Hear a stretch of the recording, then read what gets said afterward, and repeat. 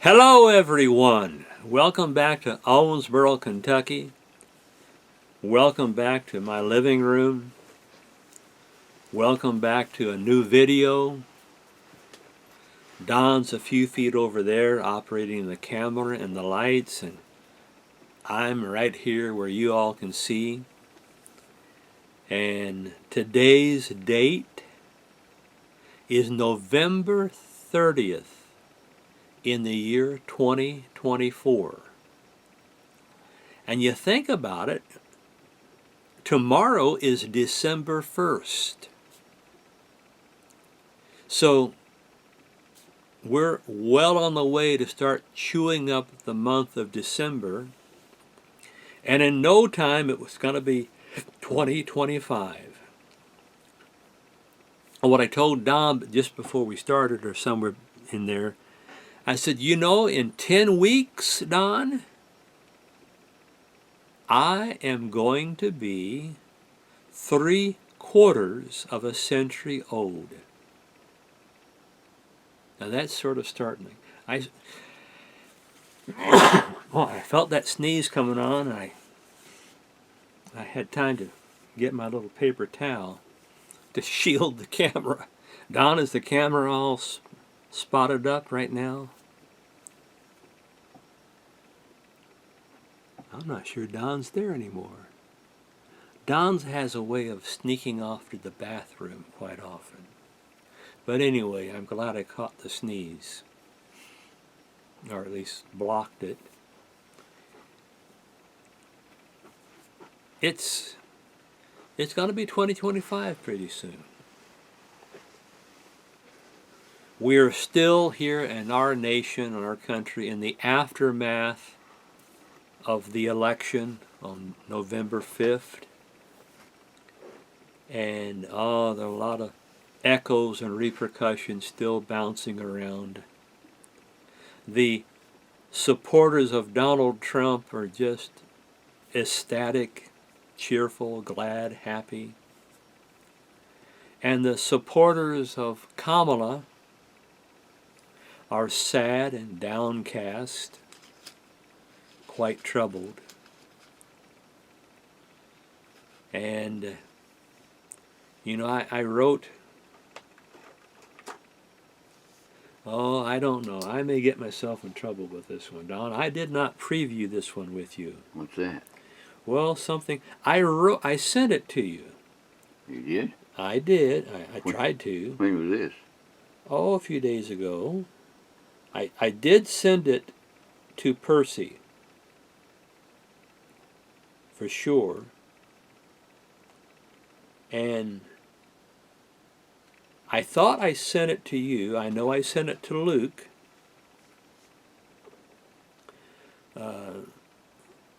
Folks, I don't normally get into a lot of politics. Oh, yeah. Okay, yeah, I remember that now. Okay, is it acceptable if I read that? Yeah, go ahead. You have I have your permission? Yeah. Okay, folks. Don's name is Don Everly. He lives in Owensboro, Kentucky, 42303. And if you object to some of my colorful language, you send your complaints to Don. Okay, Don? Okay. Okay. I don't know. I was wound up. This was yesterday afternoon. And I guess I had heard some things on Fox News that got me a stirring. And I just had to express myself. I've often told you guys that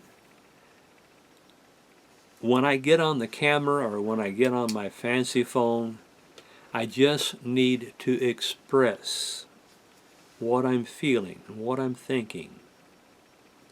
And sometimes that has a good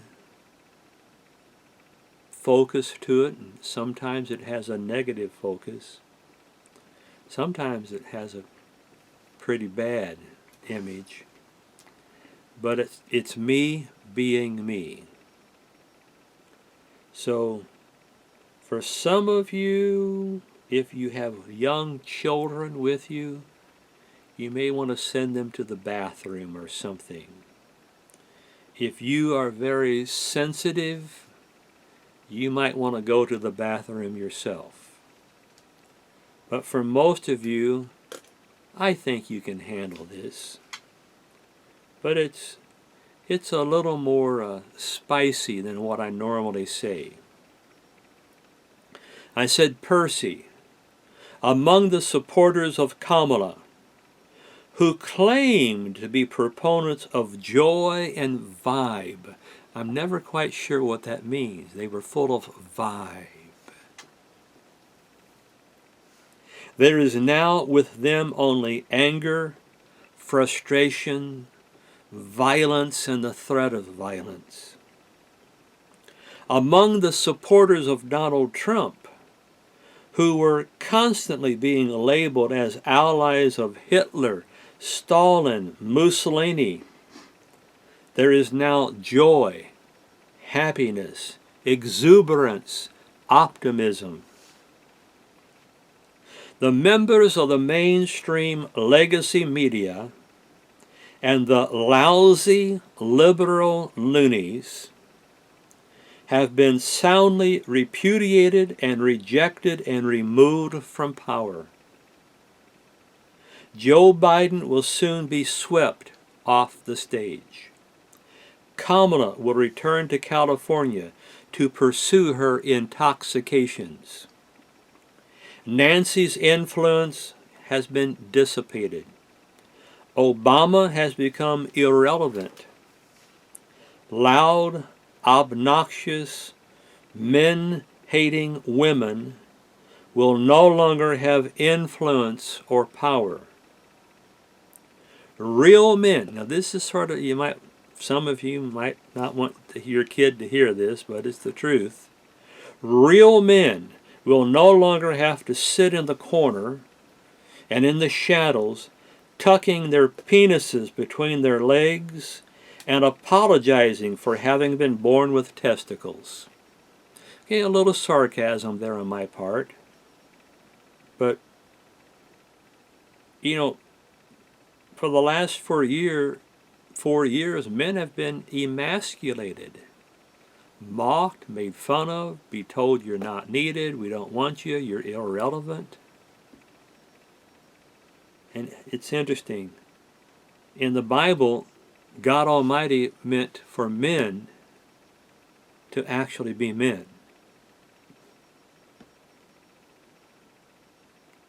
I'll stop there. Liberal news channels such as MSNBC will soon become extinct because no one will care to watch or listen to them.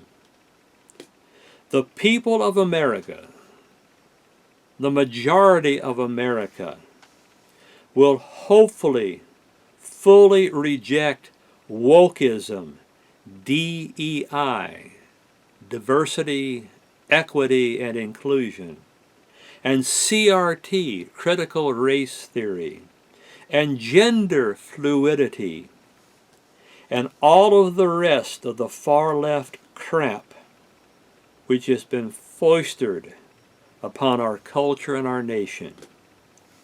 Let us give thanks to the Almighty for our respite from insanity. MCG. Yeah, that is what I wrote Friday to 3 of my good friends. I hope I didn't offend anyone. And as I say, I don't normally delve off into politics and giving my political theories. But on the aftermath of Thanksgiving Day, I was feeling a certain amount of thanksgiving when I wrote that. Just thanksgiving. This nonsense will soon be going away, and we can return back to being Americans, where we respect one another, and where we love one another and attempt to help one another. Because for the last 4 years, everything has been divided up into categories. Well, all the blacks go over there. Well, all the Chicanos or the Mexicans go over there. Well, all the white men go over here. All the white women go in to fill that area. You know, just all these little categories. And what we found out on November 5th, that people from all of those different groups said, I just want us to be America again, land of the free and home of the brave. That's what I want, where peace reigns and brotherhood. You know, all of those wonderful patriotic songs that I grew up singing in school. I actually came to believe that they were the ideal. And yet for the last 4 years, all that we hear, that everything about our country was either racist or sexist or all the other ugly words they wanted to throw at us. I, for one, am sick of hearing all of that crap. Just take it away. Joe, take it back to Delaware. Kamala, take it back to California. Oh, by the way, speaking of Kamala, in the aftermath of the election, we heard that within 100 days, Kamala and her campaign had spent $1 billion. That's with a B. And then a little later, you started hearing reports saying, no, it was more like $1.5 billion they actually blew through. And now I'm hearing reports that it may have been as much as $2 billion, that's with a B, $2 billion in 100 days. And with all that money, all they created was a mess. We're learning now that much great sums of that money went to pay performers to come to a Kamala rally and to perform. And then we first heard that $1 million was given to Oprah Winfrey and her foundation to host Kamala in sort of a make-believe town square or little talk session. But now we're hearing from some sources that the actual amount was $2.5 million. You know, a lot of performers showed up and played or sang or danced.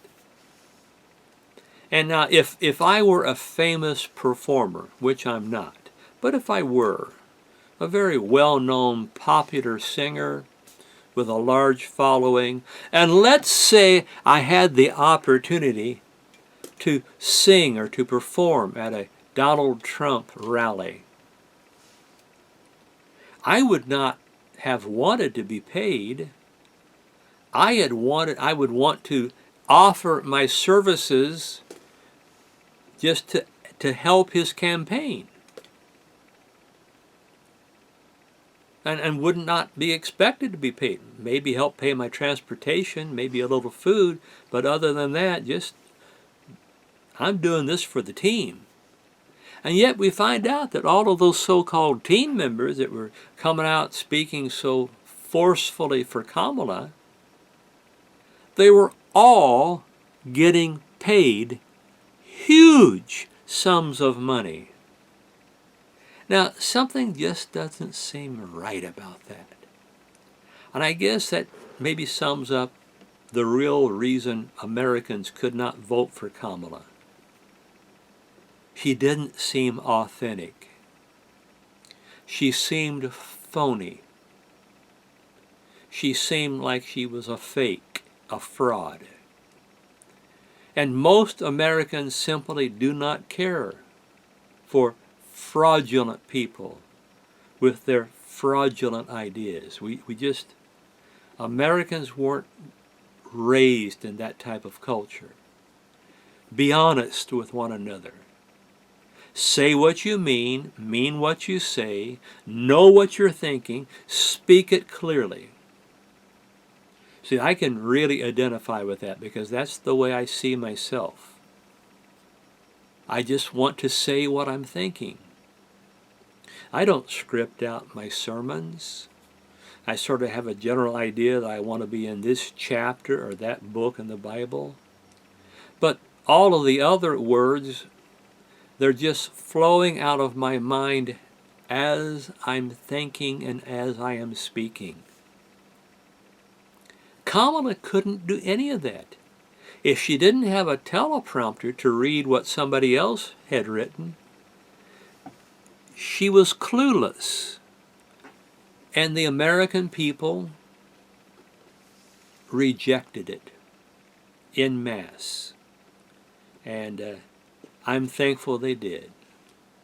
Now I got to tell you, one of the reasons I am so thankful that the American people rejected Kamala and the loony people on the far left is, and this will come to no shock or surprise to any of you who have watched these videos,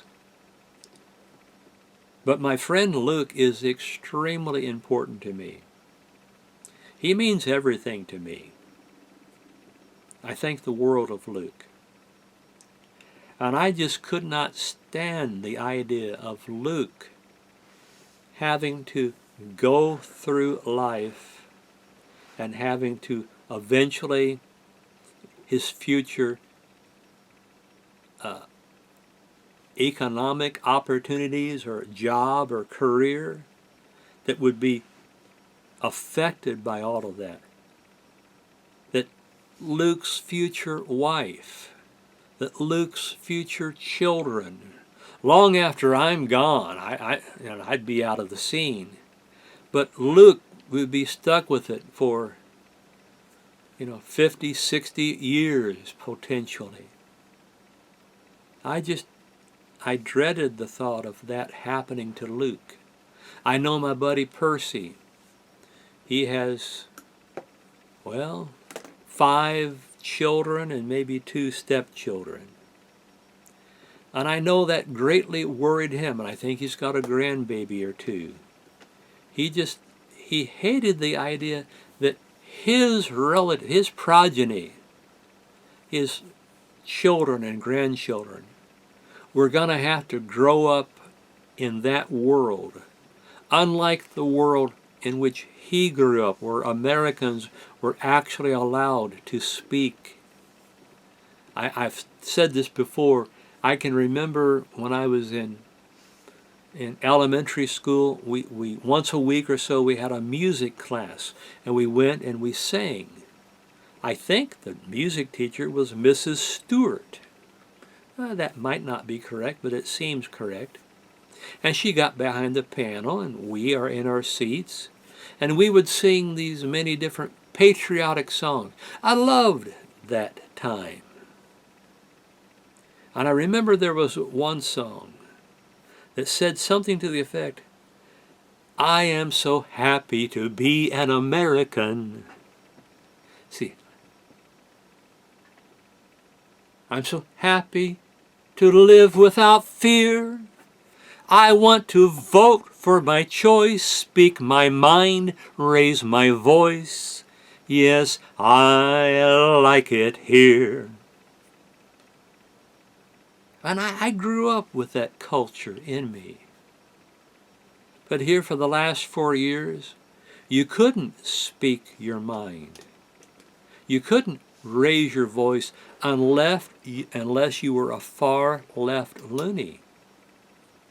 But if you were a parent who came to the school board to speak up on behalf of the welfare of your child or children and the others, they actually sent FBI agents to investigate those people. I am not a Catholic, never have been, I'm never going to be. But I am deeply troubled that we hear of many reports that leading Catholics because they were pro-life,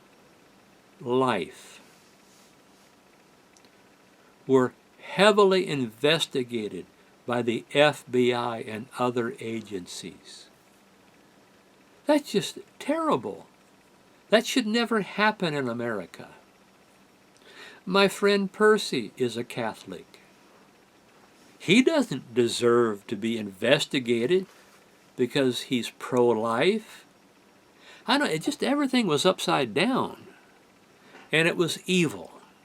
It was just pure evil. And thankfully, like I said in that one text, it will all soon be swept away. And I am so thankful. So now, when I went to be with my family, I kept those thoughts to myself because I have several relatives who actually voted for Kamala. And I didn't want to stir them up. I didn't want to stir the pot. I didn't want to be the hornet that buzzes around and causes all of this chaos. So I kept those thoughts to myself. But on the day after, I guess I was just craving to sort of express myself and to state what I truly believe. What I truly believe. So I am thankful that we in this nation hopefully will have a vacation and a respite from that liberal insanity. It's insane. It's just insane. Oh, I'll shut up.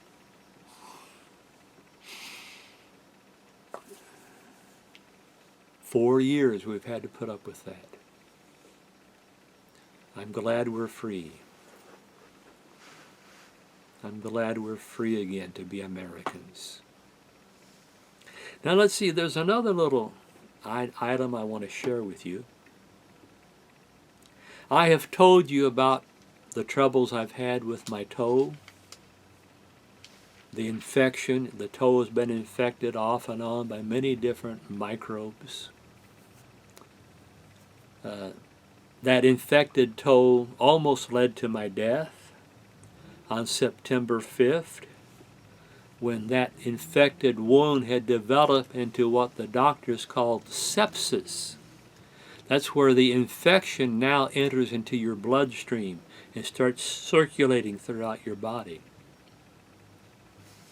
And on the evening of September 5th, I was down at the gym. I've told the story, but it's so meaningful to me. You think something I'm thankful for? Oh, this is one thing I have been thankful for. My condition started going downhill rapidly. Now keep in mind, just a little bit before I'm on the exercise floor exercising, decided to end the evening by walking a mile, 10 laps in that facility. And in the middle of the 10th lap, everything's going upside down. I feel like I'm just going to just fall down and be totally out of control. I managed to get myself to a little place where I could sit. And for a few minutes I gathered my thoughts and tried to gather my willpower. And I said, Michael, your exercising's over for this night. Just go back to the locker, get your car keys, get your jacket, get your cell phone, and go home. So I went back to the locker. I found a seat in the lobby of the gym, and I pretty well keep Luke informed of everywhere that I'm going. It's just something that I want to do. I want him to always know where I am and how things are going. And so I sat down and I quickly pecked out a text in which I said something to the effect, Luke, I don't know what's going on. I'm not feeling very well. I'm going to go home. I got to go home. Well, just as I was nearing the exit, Luke walked into the gym. He hadn't even planned on being there. It was a spur-of-the-moment thing. I think he got a knock from Jesus Christ, who in effect was saying, Luke, you got to get to the gym. Your friend Michael is in trouble. And Luke and I do look after each other. And I'm very thankful for that. And I had purchased some CDs by a performer by the name of Zach Williams. If you like religious music that sounds like it's country music, I guarantee you'll love this guy. He's excellent. And I knew that Luke is the one who had first told me about Zach. And I thought, well, I should buy some CDs and give them to Luke. So I had them out in the car. And so we meet out there in the lobby, and I say, Luke, I got to go home, but would you come to the car? I have some CDs I want to pass on to you. We got out there. Luke got in the passenger side. I got in the driver's side. He's looking at the music, and we're talking about it. And I realized that I could not hold my hands steady. They were just shaking like I had some type of palsy. And I'm going, Luke, what is this all about? I said, I don't think I could even text out a message right now because I'd keep hitting all the different keys and I'd miss the one I actually wanted. And that's my texting style, folks. I hold the phone with one hand and I use my index finger and I peck out a message. I know it's not real cool. It's not what the young people do, but it's what I do. It works for me. And then a little while after that, I said, Luke, I have the urge that I'm going to throw up. Now, in my entire life, I can remember throwing up definitely one time. And I don't know if I can remember throwing up another time or not. But in almost 3/4 of a century, I haven't thrown up much. I'm not a frequent upchucker. But in that evening on September 5th, I all of a sudden thought, sling open the door, and yeah. And I did it again. And I did it again. And I did it again. And I did it again. And I don't know if there was a sixth one or not. I sort of lost track. Well, at that point, Luke tells me, I'm going to drive you to the hospital. Now, folks, I've told others, I do not like it when people try to make medical decisions for me. Now, I just become downright rude. I don't like it. I put an end to it. I stop it. But on this particular evening, it was as though a message came flowing through me. And the message said, and I can still remember hearing it. It said, Michael, trust Luke because you do. And yes, I do trust Luke. Yes, I do. And so I kept my mouth shut.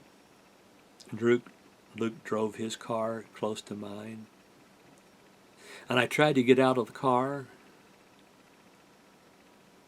And I didn't have enough strength to even stand up. Luke is very strong. But with the position of my body, most of it being inside the car, Luke had no way to get a good hold on me or a good leverage to lift me up. And between the two of us struggling, I thought I was collapsing to the asphalt. We finally got enough of my butt back up on the seat that I didn't collapse. And then Luke sort of pushed me back into the car. And then I heard Luke on his phone calling for an ambulance. Now again, under normal circumstances, I would have been making a stink. But this is one time where once again, the message which I was receiving was very distinct and very clear. Michael, trust Luke, because you do. And I just thought, I'm giving all of this over to Luke. Now what a lot of you may or may not know, Luke has my power of attorney when I am in a severe medical situation. Luke actually has the power at some time in the future to tell the doctors to pull the plug, if the doctors agree. That's how much I trust Luke. I don't think you can be more trustworthy than that. That's a great compliment for Luke. And it's a great statement of fact on my part. I trust Luke with my life. That's how much I think of him. Not many people can you say that about. Not many people in my life have I been able to say that about. But I'm thankful to be able to say that's the way I feel about Luke. And I think it's a responsibility that Luke is more than willing to accept. Well, the ambulance came, they loaded me up. At first I never thought I had passed out. But then a doctor at the emergency room suggested to me that I had passed out. And I said, oh, no, I was awake. And I started thinking, I couldn't remember the ambulance trip from the gym to the hospital. I just had no memory of it. So I thought, maybe I did pass out. I mean, that's how quickly I'm going downhill. Well, they got me there. They had me for parts of 5 days. They got the right diagnosis, sepsis, which had gone into what they call septic shock. As many doctors told me, there are 3 things that will quickly end your life. A heart attack, a stroke, and septic shock. They said all 3 of them can take you out very quickly. And I was told by doctor after doctor after doctor and nurse after nurse. And they said, Luke saved your life. If it had not been for Luke, you would have died. That's sobering to hear. But it also gave me a great sense of appreciation. I mean, if you thought I thought highly of Luke up until September 5th, which I did, it's grown by leaps and bounds since then. Well, I'm glad Luke came to my rescue. I'm glad he was there. I'm glad Jesus Christ sent him. I'm glad that he is the wonderful friend which he is. I wouldn't trade that friendship for anything, any amount of money, any person. No, it's is the premier focus of my life. So it's all this has allowed me to do a lot of thinking. A lot of thinking. And I thought of a verse. Let me see, my glasses are over here. In John chapter 13. If you would. This is Jesus Christ. He is speaking, and this is one of his last big public speeches or sermons or rallies, as they might say in today's parlance. He said in verse 34 in John 13, "A new commandment I give unto you, that you love one another as I have loved you, that you also love one another." That verse in chapter 22, here the last few months has had a profound influence upon my life. I was telling Don before we turned the camera on,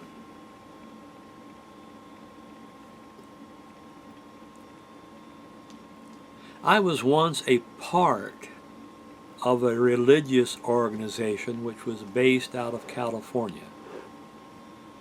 I went there when I was 19. Spent 4 years at that college. I got, as it were, indoctrinated into their way of thinking, their way of doing things, their way of reading and interpreting the Bible.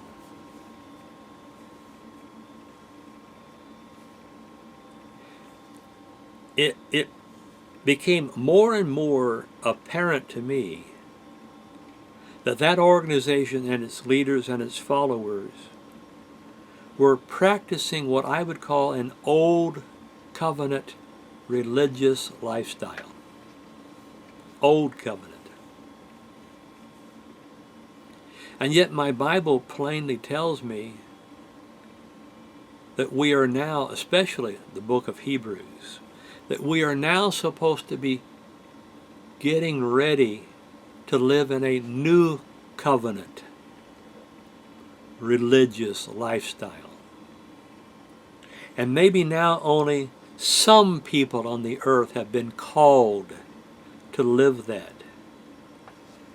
But when Jesus Christ returns, somewhere in the future, I don't know when, but it sure seems like to me it's going to be sooner rather than later.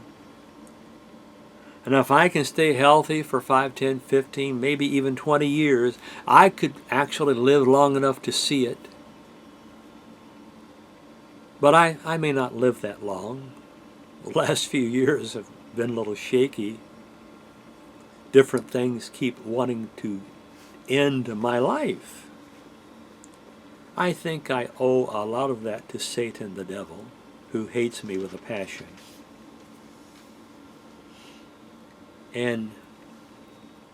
But soon, is it 20 years? Is it 50 years? I am assured in my mind that the return of Jesus Christ will happen within the lifetime of Luke.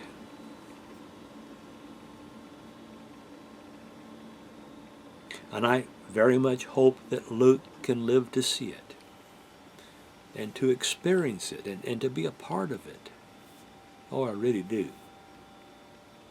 That's one of my main prayers. And in Matthew 22, and we've read it before and I've talked about it before, Jesus Christ was being quizzed by the temple, what do I sometimes call them? The temple elite. The Pharisees, the Sadducees, the the religious lawyers or the teachers. And they all thought the same way. And he was trying to trick up Jesus. And he said, Master, what's the great commandment in the law? And I'm sure he had a nice little retort prepared. Whatever Jesus said, he was going to try to make him look bad. Jesus knew what he was up to. And Jesus said, the great commandment in the law is to love the Lord your God with all your heart, mind, soul, and being. This indeed is the great commandment. He went on to add, and the second commandment is like unto it. You will love your neighbor. And if your neighbor, if that's too far of a stretch, you will love your friend as yourself. And then Jesus added, on these two principles hang all of the law and the prophets and the writings of the Bible. Is all summed up in those two phrases. Loving God, loving your fellow man. Now, right now, because of the state of the poor spiritual condition, it's difficult to just totally love all of the people, because many of them are quite obnoxious, like the loony lefties, which are just so sad that Kamala didn't win.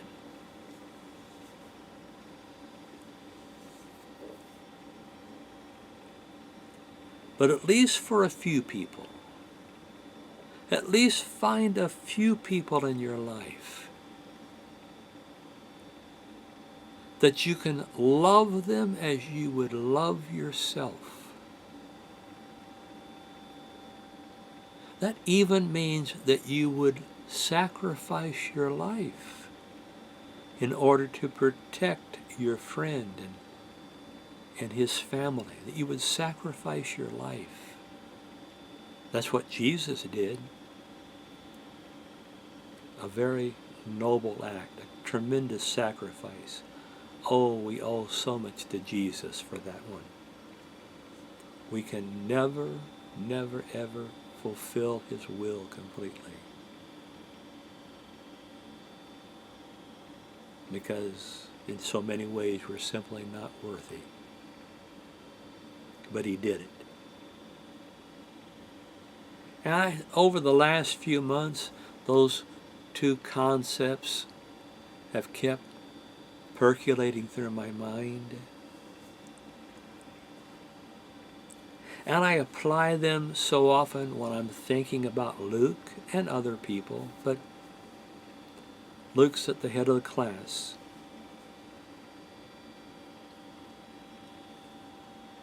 And through all these years, I've moved farther and farther away from the old covenant tendencies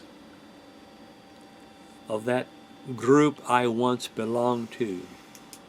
And then there have been different remnant groups which came out of that mother church. And I have learned that I'm very uncomfortable being around all of them.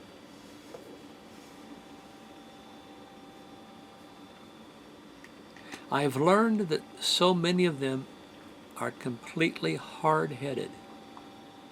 Their hearts have been turned to stone. Their minds have become encased in concrete. They're incapable of learning new ideas.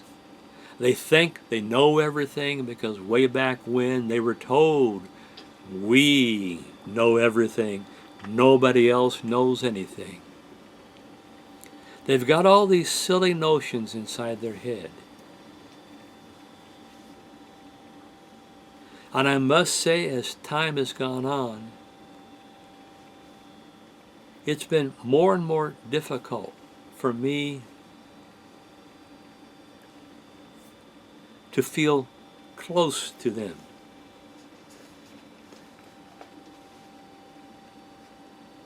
In fact, Don, have you heard me say this before? Have you heard me say, if I had to choose to work spiritually, like Bible study, Mm-hmm. with a person who used to belong to that old covenant mentality, Mm-hmm. or if I had the opportunity to work with someone that was fairly new. You take the new one. Say it again. You take the new one. I think it's harder to teach an old dog new tricks. Well, you said it, not me, Don, but some of them are dogs. I'd pick the new person every time. Because so many of those old fogies, you can't reason with them. They think they know everything. And in truth, they don't know much of anything. So, do I enjoy talking to Luke about the Bible? What do you think, Don? Do you think I enjoy that? Y-E-S. Y-E-S. Yes, I do. Of course I do. And I think Luke enjoys hearing me talk about it. At least I hope so. He hasn't told me that he doesn't. I'll put it that way. And it made me think here in John 13. And I don't know, did I read this a while ago, or did I just refer to it so far? About a new commandment. Yeah. Did I actually read it? I think you did, but you can read it again. Okay. With Don's suggestion, I think I will. Verse 34. A new commandment I give unto you, that you love one another as I have loved you, that you also love one another. Now, verse 35. I haven't said it here today. But I hope all of you tune your ears to this one. This is Jesus Christ, your Savior, your soon-coming King, your soon-coming Lord of Lords, your soon-coming eternal friend and brother, who said, by this shall all men know that you are my disciples, if you have love one to another. That's powerful.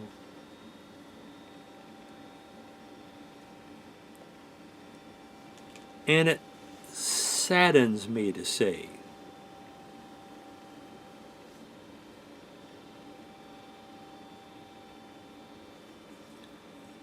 that some of those people which I used to know, I don't know them anymore. And I don't know if I will ever know them again. I guess that's their decision. If you would turn over to chapter 15.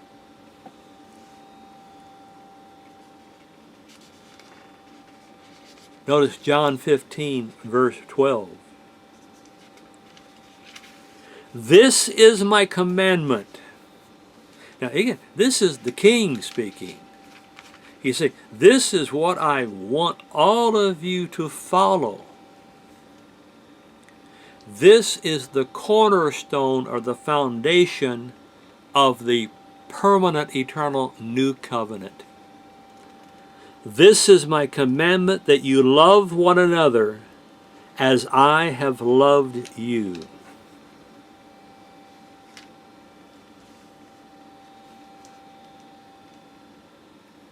He said in verse 13, greater love has no man than this, that a man lay down his life for his friends.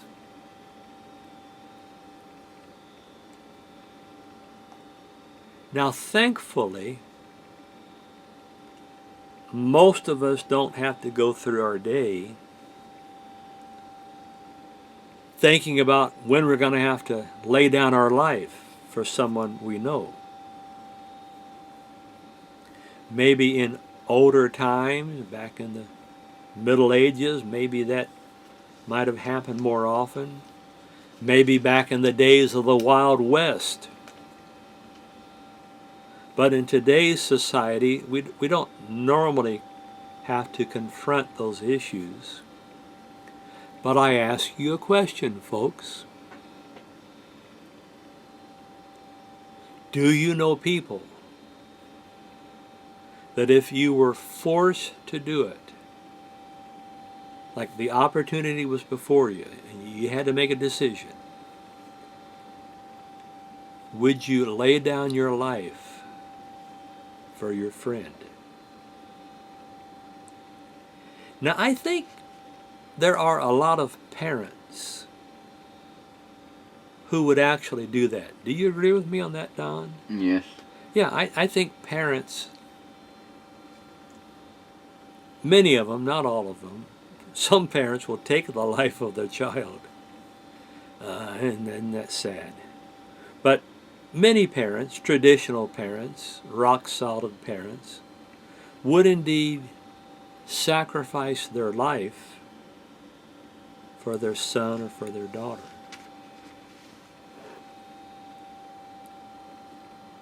Don, do you think, is there someone in my life that if the situation called for it, that I would lay down my life for my friend? Yes. Who do you think that might be? Ooh, how many guesses do I get? You only need one. Just one. You only need one. Luke? Oh, yeah. Oh, yeah. Now, I hope we're never in that situation. That'd be a very tense situation. But if it was between Luke, who's young and healthy and has all of these wonderful milestones in front of him to live, or this old fart. Don, remember this old house? Oh, yeah. Well, we're going to start a new show. It's called This Old Fart. I'm pretty much in the old fart category, aren't I, Don? Yeah. No, don't you agree with me so quickly. Be a little slower to agree. But yeah, folks, I am. I think I am. It seems like I am. But would I sacrifice this old bag of bones to save my young friend whom I love like he's my own son? Yes. Yes, I would do that. Willingly.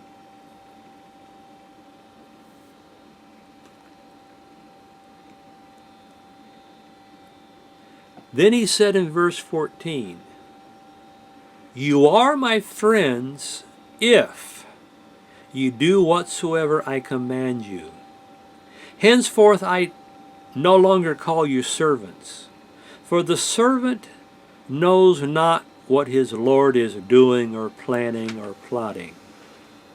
But I have called you friends, for all things that I have heard of my Father, I have made known, I have explained, and given unto you."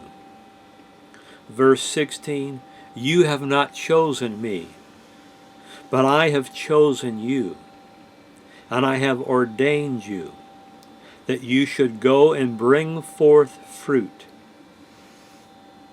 What is the fruit of God's Spirit? The book of Galatians chapter 5 tells us the fruit of God's Spirit is, what's number one? Love. Love, joy, peace, patience, goodness, faith, humility, self-control. But the first one is love. Remember 1 Corinthians 15? What does he say? There's godly love, faith, and what's the third one? Joy. Well, it's, let me put my glasses on. Let's just turn over a few pages.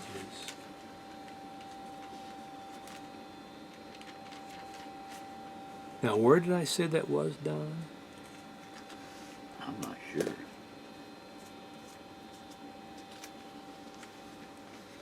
It's 15. It's John 15.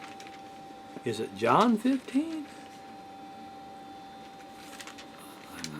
I don't think it's John 15. No. So it's something 15. Let's try 1 Corinthians resurrection chapter. Is it? Oh, no, come on. This is exasperating.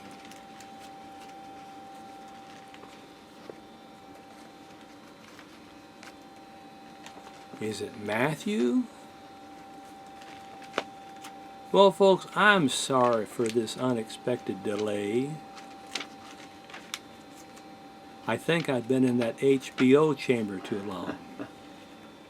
Oh, I didn't tell you the story about the HBO.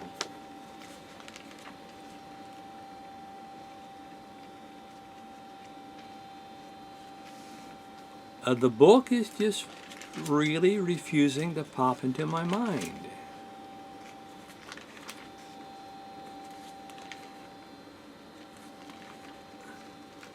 I don't think it's going to be Matthew 13. I'm going to look.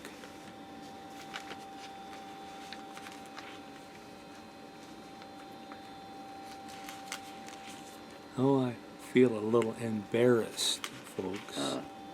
Matthew 5:43 talks about love. You shall love your neighbors.